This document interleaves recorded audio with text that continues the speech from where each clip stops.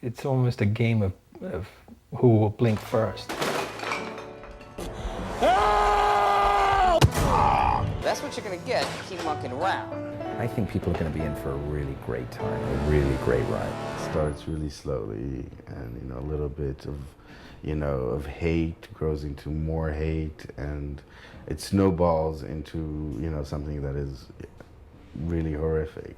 I read it and I said, wow, this has potential. I talked to Eve about it and she told me the status, and I said, this is something I think I could do. It's an interesting film in which the movie all takes place in one location, so you really get to see who these characters are in an enclosed set. In that respect, it's kind of a fun movie to cast. The whole feeling in the loft was insanity that carried over from real life into the movie. It was always there, and Cary was just amazing. I've always been a huge fan of his work, from Princess Bride to Saw most recently. Emotionally, he goes through so much in this movie, and he's been able to really showcase all of that from beginning to end. We see him go on such a journey, such a roller coaster, and you can never get sick of watching him because he's always so alive. So he's a very interesting character because he's kind of complex in many ways. There's many layers to him that we don't know about when we first meet him. He's both an idealist and somewhat of a cynic. He's so passionate. He's so, for Cary, the thing is he's the kind of guy you want, like, to be the captain of the ship. I know you did it. And I know. As it takes a cold-blooded killer to know a cold-blooded killer. He was our foundation underneath this whole thing. And for me, it was a thrill to get to work with him. Just how involved really is he in this whole thing? Did you do it? Tell me. You know I didn't. The best thing for me that I walked away with was that I was given the opportunity to play a real character, not someone who was just there to look beautiful or for somebody else to play off of. I had a really strong character, and I think it really helped. It had a big reason for being there. Working with Andie MacDowell has been great. She's really got one of those magnetic personalities that you can't just help but be drawn to. When she came on board, it was terrifying and exciting and shocking and beautiful. And because she's in this terrible accident and in a fire, she gets burnt.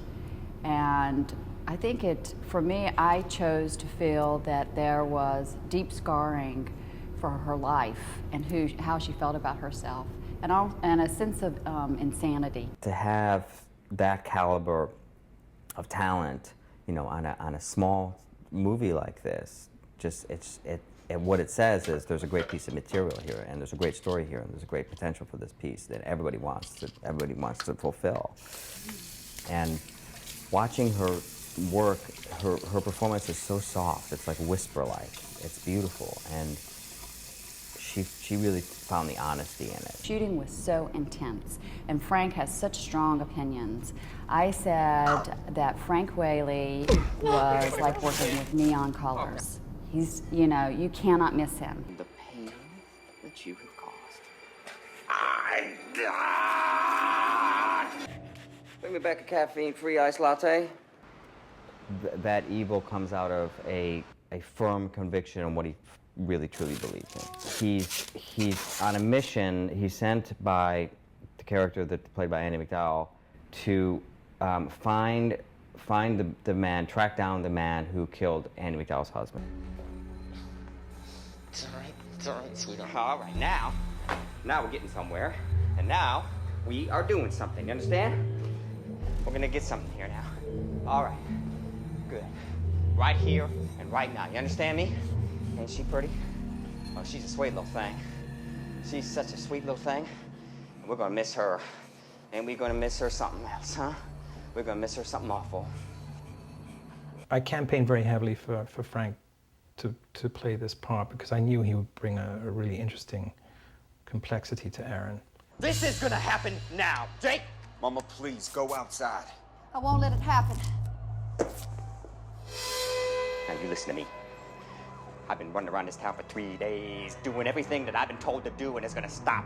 And we are gonna do things my way now, you understand me? His character originally, when we wrote it, was sort of influenced by The Night of the Hunter with Robert Mitchum. We wanted to take this sort of dark, Bible salesman-looking guy and have him, you know, as the villain. Frank Whaley, who has always been amazing, just fit the bill perfectly for the role of Aaron, and Matt Dallas, who's a relatively newer actor, really embraced the role as well. So these movies always have different incarnations of people that could have been and should have been, but the people that actually are in this film are absolutely amazing and perfect. You know, preparing for this role was unique to anything else that I've ever done because it's so far from who I am as a person. So it definitely took a lot of digging, a lot of searching, and a lot of trying to justify who this guy is and why he does what he does. Matt, you know, he's so striking in his eyes. He's one of these actors that can convey so much without saying anything at all. He's just raw energy. Do not fucking lie to me! I think he's got a great future. He's got, you know, he could be the next Frank Whaley if he's not careful. Why? An eye for an eye. A laugh for a laugh.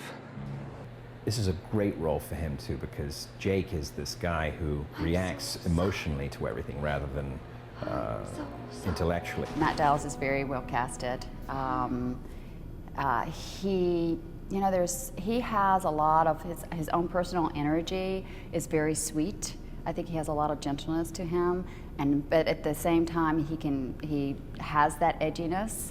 And you needed to have compassion for him. You know, I think having a scarred mother, both emotionally and physically, I think took a lot of toll on Jake. And, you know, because she was lost and she emotionally was so damaged by the death of her husband that I think it left Jake kind of fending for himself a lot of times, or kind of, you know, even having to constantly defend his mother, and it made it for a really interesting dynamic and relationship between Jake and his mother. You write something on a piece of paper, and great actors and performers bring it to life.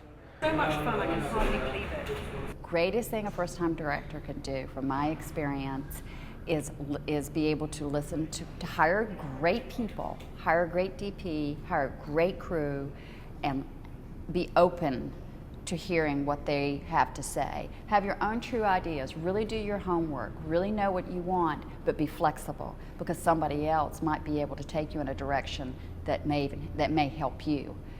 Having a cast that are extremely professional, who really bring a lot to the table and are prepared every day, and a crew that are equally as professional, makes reaching those goals that you set out to accomplish much, much easier. I think that you have to be, again, true to the story, true to the emotion. Something that was really fascinating for me was to be able to see how the darkness of this movie, and the reality is there's so many dark things in the world, so many people that live their lives like terrorists live their lives, devastating other people's lives for their beliefs. There's a huge message here that a lot of people, if they just look at it at face value, won't see what the message is. I don't like violence. I have avoided violent movies, but in the end, I really, I felt that this movie was really preaching nonviolence. He's forced to tread on glass, he's beaten, he's kicked, he's locked in a refrigerator, and I mean, all kinds of crazy things that these guys can think up. There's no such thing as true innocence. We're all guilty of something.